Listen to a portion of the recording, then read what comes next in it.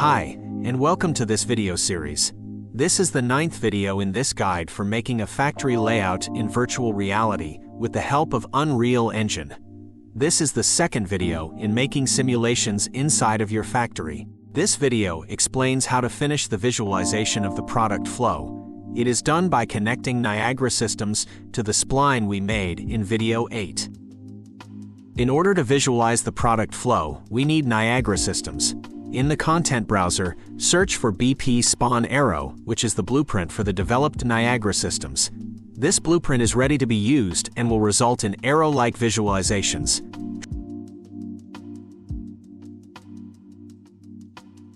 Drag the blueprint out into the level. Again, we can drag it under the floor because we don't need to see it.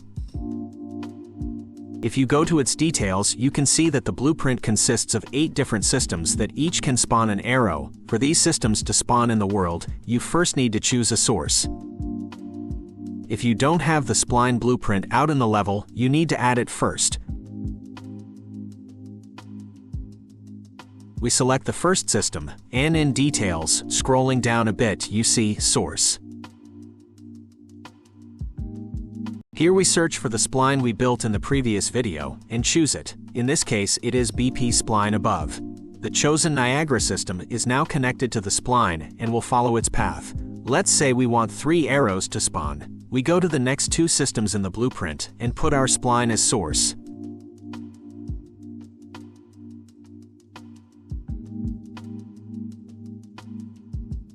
Now for the other systems that are in the blueprint, they will not be spawning into the world. Now let's open the blueprint of the default scene. Since we wanted the first 3 Niagara systems to activate, we connect them into the sequence.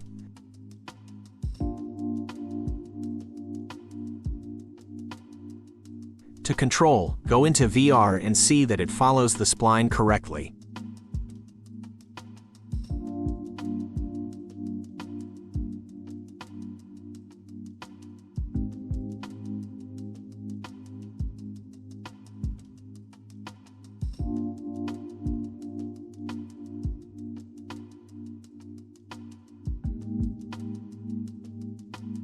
Now, all activated Niagara systems in the blueprint are preset to spawn with an interval of 2 seconds.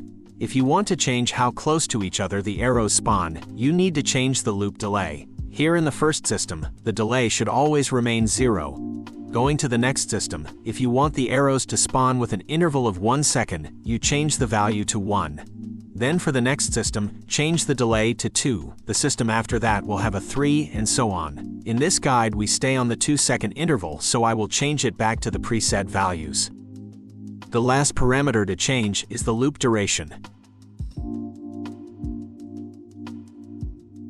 Here, click on one system and open this asset. In FX Fountain, open System State, and here we can see loop duration. If your arrows, like in this example, spawn with an interval of 2 seconds, then this loop duration value must be able to be divided by 2.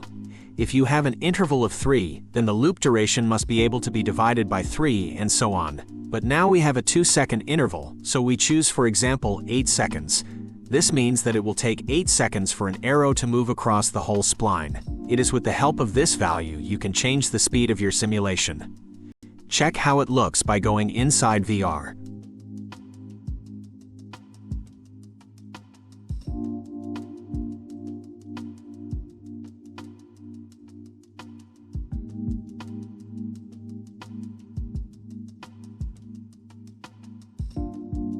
When adapting loop delay and loop duration, remember to choose values that works for your specific product flow.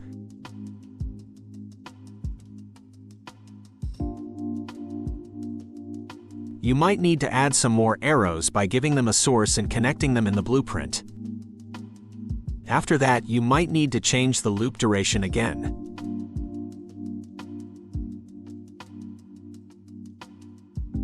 Don't forget to save your progress when you are satisfied.